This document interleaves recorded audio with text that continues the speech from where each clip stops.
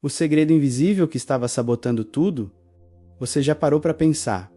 Por que algumas pessoas parecem flutuar pela vida enquanto você sente que está empurrando uma montanha com as próprias mãos?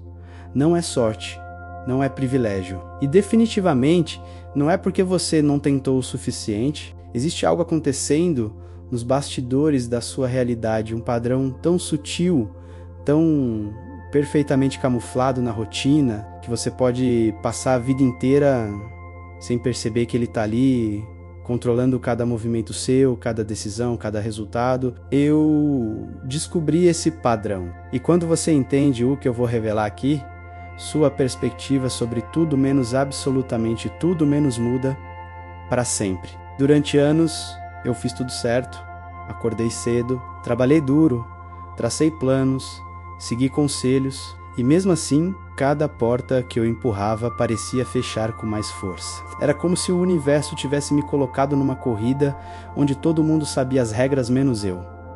Até que um dia, algo quebrou. Não foi uma revelação mística, né? Foi algo muito mais assustador. Eu percebi que o problema nunca foi o esforço, era a direção. E essa direção estava sendo ditada por uma força que eu nunca tinha identificado, mas que sempre esteve lá, sussurrando nos meus ouvidos, moldando minhas escolhas, construindo minha prisão invisível. A maioria das pessoas vai morrer sem entender isso. Vão culpar o mercado, a economia, a família, o destino, vão acreditar que a vida é uma loteria e que eles simplesmente não foram sorteados. Mas a verdade é que existe um mecanismo, um sistema interno de autossabotagem tão bem projetado que parece natural, quase instintivo. Ele age como um algoritmo silencioso rodando em segundo plano na sua mente, filtrando oportunidades, bloqueando possibilidades, te mantendo exatamente onde você está. E o pior, você acha que é você quem está no controle. Quando eu finalmente enxerguei esse mecanismo operando na minha própria vida, foi como arrancar um véu que cobria tudo. De repente, cada fracasso fazia sentido. Cada autossabotagem tinha um nome. Cada porta fechada revelava sua verdadeira causa. E perceber isso não foi libertador no começo. Foi aterrorizante. Porque significava que eu tinha passado anos lutando contra o inimigo errado, cavando no lugar errado, buscando respostas em mapas que me levavam sempre ao mesmo ponto de partida. Mas depois do choque veio algo ainda mais poderoso. Clareza total. O que vou compartilhar aqui não é motivação barata. Não é mais um método milagroso. É a anatomia exata do que te prende. E como isso opera tão profundamente que você confunde prisão com identidade. Quando você entende isso, não precisa de mais força de vontade.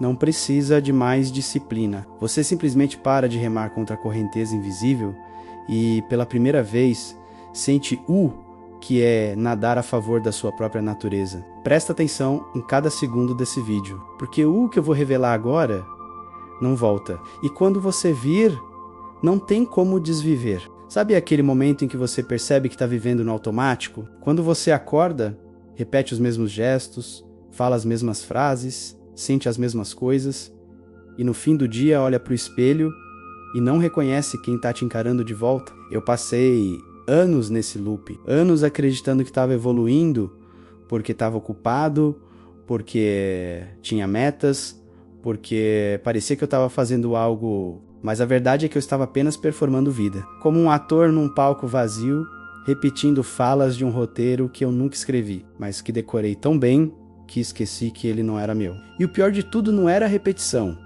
era a sensação constante de que alguma coisa estava errada, mas eu não conseguia nomear o que. Era como ter uma pedra no sapato que você sente a cada passo, mas quando você para tirar, ela simplesmente não está lá. Eu comecei a notar os sinais quando percebi que minhas respostas para tudo eram ensaiadas. Alguém perguntava como eu estava, e eu soltava tudo bem, tão automático que nem passava pelo meu cérebro antes de sair da boca. Eu planejava o futuro com a mesma energia de quem está cumprindo o protocolo. Fazia listas, organizava tarefas, priorizava urgências e no fundo, bem no fundo, tinha uma voz sussurrando que nada daquilo importava de verdade, que eu estava construindo castelos de areia enquanto a maré subia. Mas eu ignorava, porque ignorar era mais fácil do que encarar possibilidade de que talvez menos eu tivesse vivendo a vida de outra pessoa. Alguém que eu inventei para agradar expectativas que eu nem sabia mais de onde vinham. Tem uma coisa que ninguém te conta sobre crescer. Você não percebe o momento exato em que deixa de ser você mesmo. Não tem uma data, não tem um evento traumático. É uma erosão lenta, começa quando você engole a primeira verdade que queria gritar. Quando você sorri para o lado de fora enquanto sangra por dentro. Quando você escolhe segurança em vez de autenticidade. E então, sem perceber, você constrói uma persona. Uma versão editada, socialmente aceitável, funcionalmente adaptada. Ela acorda no seu lugar, ela vai trabalhar, ela responde mensagens, ela até sonha por você, mas com sonhos pequenos, controláveis, que não assustam ninguém. E você fica trancado lá dentro, batendo na parede de vidro, gritando sem som. Foi numa terça-feira comum que tudo desmoronou. Eu tava dirigindo, voltando do trabalho, e do nada comecei a chorar, sem motivo aparente, sem gatilho. Só lágrimas descendo enquanto eu segurava o volante, tentando entender o que estava acontecendo. E então veio aquele pensamento, menos aquele que você passa a vida inteira fugindo.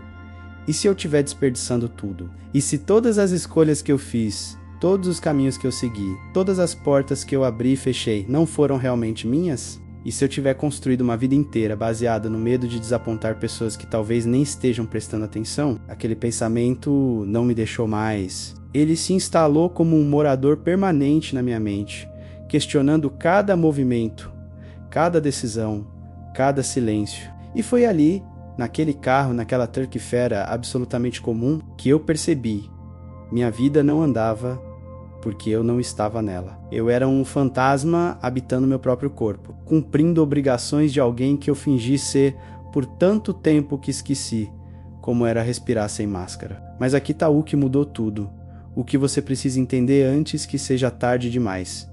Esse despertar não veio com respostas, veio com uma pergunta ainda mais assustadora. E essa pergunta, quando você finalmente tem coragem de fasclar para si mesmo, é o começo de tudo ou o fim de tudo que você conhecia. Às vezes, as duas coisas são a mesma coisa. Me conta nos comentários, você já sentiu que está vivendo a vida de outra pessoa? A pergunta que mudou tudo foi simples, quase infantil na sua estrutura.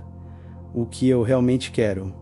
4 palavras. Mas quando você tira todas as camadas de condicionamento, todas as vozes que não são suas, todas as expectativas que você carregou como se fossem destino, essa pergunta se torna um abismo. Porque a verdade é que eu não sabia. Eu sabia o que era esperado que eu quisesse. Sabia o que parecia sensato, o que soava maduro, o que era aprovado socialmente.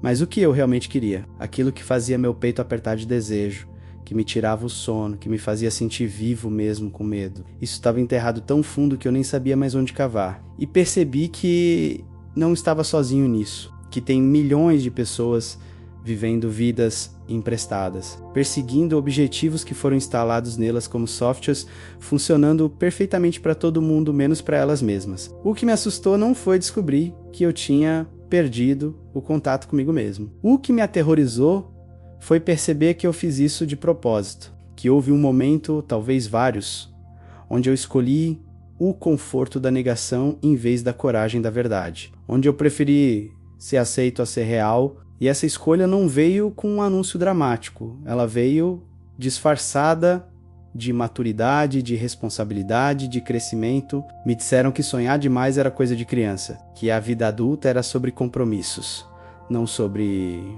paixões, que você não pode ter tudo, então é melhor se contentar com o suficiente. E eu acreditei, Deus, como eu acreditei, construiu uma fortaleza de justificativas tão sólida que nem a minha própria voz conseguia atravessar. E então acordei um dia percebendo que eu tinha me tornado o carcereiro da minha própria prisão. Comecei a reparar em algo perturbador. Quanto mais eu tentava consertar minha vida usando as mesmas estratégias, mais eu afundava. Era como estar num buraco e cavar mais fundo achando que em algum momento eu ia encontrar a saída. Eu lia livros de produtividade, fazia cursos de gestão do tempo, otimizava rotinas, acordava mais cedo, dormia mais tarde e nada menos, absolutamente nada menos, mudava de verdade. Porque eu estava tentando resolver um problema de direção com ferramentas de velocidade. Estava tentando curar uma ferida existencial com band-aid motivacional. O problema nunca foi a minha capacidade de fazer. Foi o que eu estava fazendo. E mais profundo ainda, por que eu estava fazendo? Eu tinha construído uma vida inteira respondendo a perguntas que nunca fiz, cumprindo demandas que nunca questionei, perseguindo sucessos que nunca defini. E então encontrei o padrão, aquele mecanismo invisível que eu mencionei no começo. Ele tinha um nome, uma estrutura, uma lógica cruel e perfeita. Não era um sabotador externo, era eu mesmo. Ou melhor, era a versão de mim que tinha aprendido que ser quem eu realmente era não era seguro, que revelar meus desejos verdadeiros era arriscado, que expor minhas vulnerabilidades era fraqueza. Então essa versão criou um sistema de defesa tão sofisticado que eu confundi proteção com identidade. Cada vez que uma oportunidade real aparecia menos algo que exigia que eu fosse autêntico, que eu saísse da casca, que eu arriscasse ser visto de verdade, esse mecanismo entrava em ação. Ele criava distrações, inventava urgências, fabricava medos racionais. E eu obedecia achando que estava sendo prudente, quando na verdade estava sendo prisioneiro. Você quer saber o que mais dói nessa descoberta? É perceber quanto tempo você perdeu lutando contra si mesmo. Quantas portas você fechou porque tinha medo do que estava do outro lado? Quantos sonhos você matou antes que eles tivessem chance de respirar? Quantas versões de você ficaram presas em possibilidades nunca exploradas? E a parte mais sinistra é que esse mecanismo de autossabotagem se vende como proteção. Ele diz que está te salvando do fracasso, da rejeição, da dor. Mas a verdade é que ele está te salvando da vida. Porque viver de verdade, não performar, não fingir, não se esconder, exige que você encare a possibilidade de falhar, de ser mal compreendido, de desapontar. E para muitos de nós, essa possibilidade é mais assustadora do que a certeza da mediocridade. Então escolhemos a prisão conhecida em vez da liberdade incerta. Deixa aqui embaixo. Qual é o sonho que você matou por medo? Quando você finalmente enxerga o mecanismo, a primeira reação não é alívio, é raiva. Raiva de si mesmo por ter sido tão cego.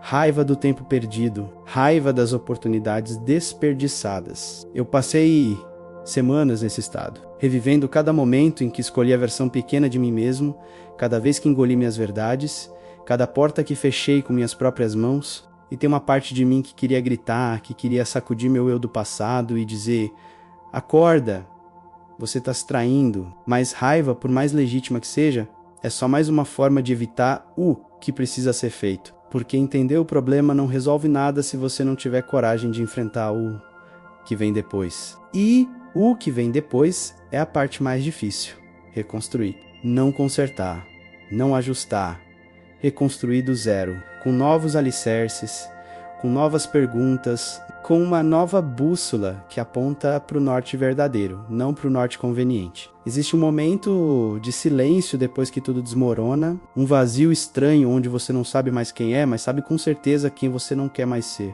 E esse vazio, ele é sagrado porque é nele que você pode finalmente ouvir sua própria voz sem interferência, sem o barulho das expectativas, sem o peso das personas que você construiu, sem as máscaras que você usou por tanto tempo que elas grudaram na sua pele. Nesse silêncio, eu comecei a fazer perguntas diferentes. Não o que eu deveria fazer, mas o que eu não consigo deixar de fazer. Não o que me faria bem-sucedido, mas o que me faria sentir vivo. E as respostas que vieram não eram práticas, não eram sensatas, não eram aprovadas pelo comitê imaginário da minha cabeça. Eram viscerais, eram verdadeiras, eram assustadoras. Descobri que a maior mentira que me contaram não foi sobre sucesso, ou dinheiro, ou relacionamentos. Foi sobre tempo. Me disseram que eu tinha tempo, que podia adiar, que depois eu faria o que realmente importava. Que primeiro vinha a segurança, depois a paixão, primeiro a estrutura, depois a alma. E eu acreditei. Vivi como se a vida fosse um ensaio infinito e o show verdadeiro estivesse sempre a um passo à frente. Mas não existe depois.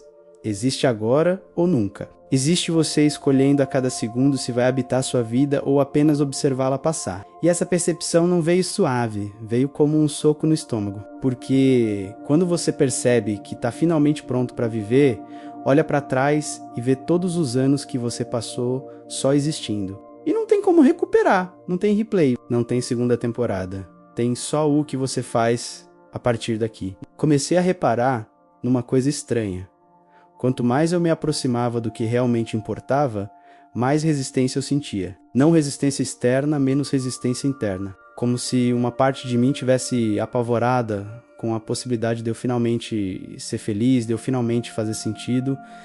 E entendi por quê. Porque felicidade de verdade, realização de verdade, viver de verdade, tudo isso exige morte. A morte das versões antigas, a morte das histórias que você contou sobre si mesmo, a morte das identidades que você usou como escudo, e ninguém te prepara para isso. Ninguém te fala que crescer de verdade é também perder quem você era. Que transformação é um luto silencioso, que você vai sentir saudade até das suas próprias prisões, porque pelo menos lá você sabia quem era, mesmo que fosse uma mentira. Teve um dia que eu percebi, eu tinha medo de vencer, não de perder, de vencer, porque perder era familiar. Eu sabia como lidar com fracasso, com frustração, com quase... Mas vencer de verdade, viver plenamente, ser visto como eu realmente sou, isso era território desconhecido. E o desconhecido, mesmo quando promete tudo que você sempre quis,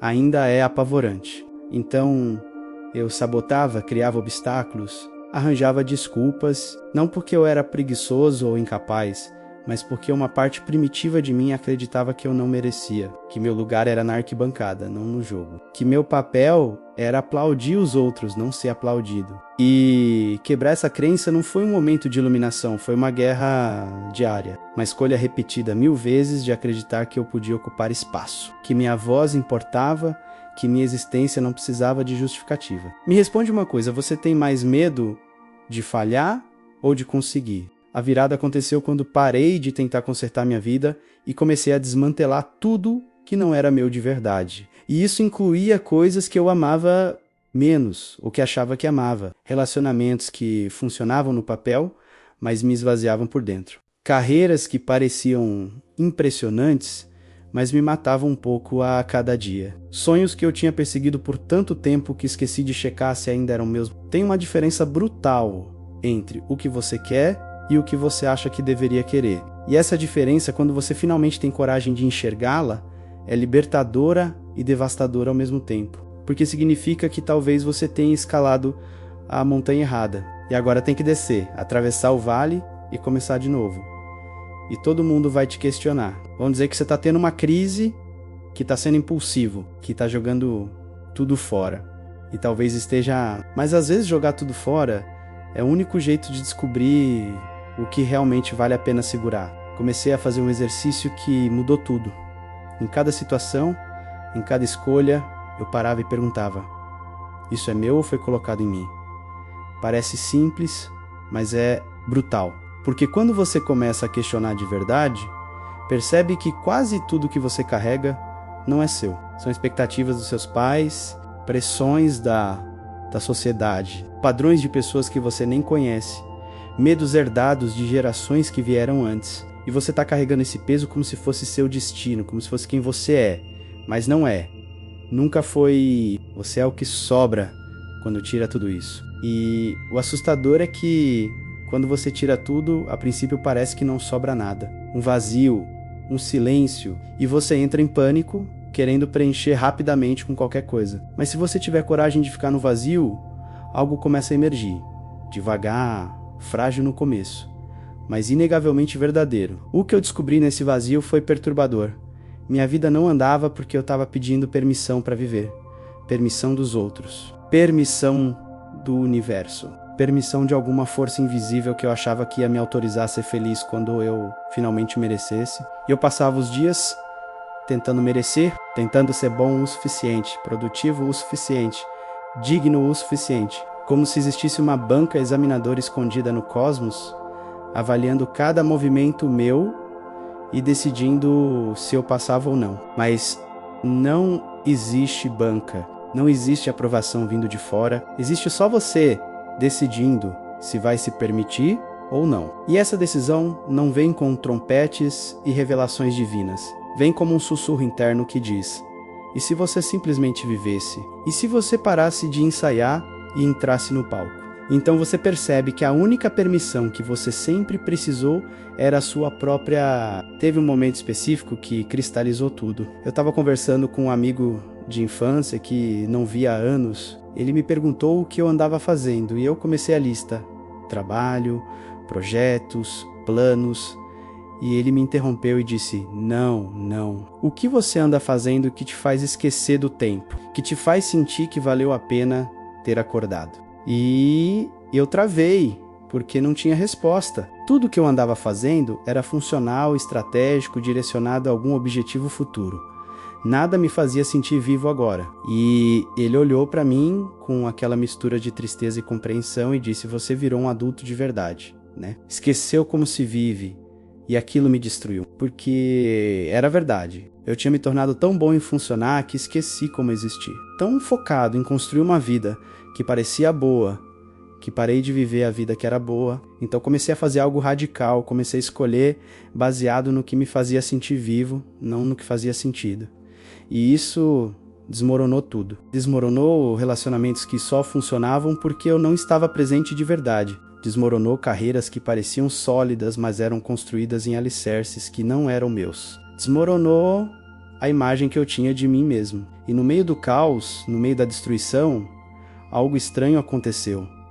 Eu comecei a respirar de verdade. Pela primeira vez em anos, eu sentia que estava no lugar certo. Mesmo que esse lugar fosse incerto, mesmo que fosse assustador, mesmo que ninguém mais entendesse porque era meu, finalmente era meu.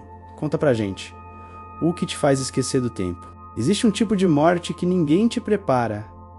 A morte de quem você pensou que seria, aquela versão futura de você que sempre pareceu tão clara, tão certa, tão inevitável, o você bem-sucedido, estável, realizado segundo os padrões que você absorveu, sem questionar. E quando você percebe que nunca vai se tornar essa pessoa, não porque falhou, mas porque não quer mais ser ela, menos algo dentro de você se quebra e se reconstrói ao mesmo tempo. É como olhar no espelho e finalmente ver seu rosto de verdade depois de anos vendo apenas a máscara. Assusta, mas também liberta de uma maneira que você nem sabia que precisava. E o luto por essa versão não vivida é real. Você sente falta do futuro que nunca vai acontecer, mas debaixo desse luto tem algo pulsando, possibilidade verdadeira. Percebi que o medo que me paralisava todos esses anos não era medo do fracasso, era medo da minha própria grandeza, do que aconteceria se eu realmente tentasse, se eu realmente aparecesse, se eu parasse de me esconder atrás de desculpas elegantes e finalmente dissesse: aqui estou eu, isso é o que eu quero, isso é quem eu sou. Porque se você tenta e falha, sempre pode culpar as circunstâncias, o timing, a sorte, mas se você tenta de verdade com tudo que você tem e ainda assim não funciona menos aí, não tem para onde correr. Tem que encarar a possibilidade de que talvez você não seja o herói da história que imaginou, e isso é aterrorizante. Então é mais fácil não tentar, é mais seguro ficar no e se, no potencial não testado, na possibilidade eterna que nunca se concretiza. Mas segurança matou mais sonhos que qualquer fracasso. Comecei a reparar em algo fascinante. As pessoas ao meu redor começaram a mudar. Não porque elas mudaram menos, porque eu mudei. Algumas se afastaram, incomodadas com minha transformação. Outras se aproximaram, reconhecendo algo nelas mesmas refletido em mim. E percebi que quanto mais eu me tornava eu mesmo, menos pessoas cabiam na minha vida. Mas as que ficavam eram as certas. As verdadeiras, as que viam minha alma, não minha performance. E tinha uma solidão estranha nesse processo, porque você se sente deslocado em dois mundos simultaneamente. Não pertence mais ao antigo e ainda não encontrou completamente o novo. Você está no limbo da transformação. E tem momentos em que você quer voltar, quer a segurança do familiar, mesmo que o familiar fosse doloroso, mas você não pode, porque uma vez que você vê a verdade, não tem como desver. não tem como voltar para a matriz. Houve noites em que deitei no chão do meu quarto completamente perdido, me perguntando se eu tinha cometido o maior erro da minha vida, se eu tinha destruído tudo por uma ilusão, se a busca pela autenticidade não era apenas mais uma forma sofisticada de autossabotagem, mas então no meio da crise vinha um momento de clareza tão cristalino que justificava todo o caos.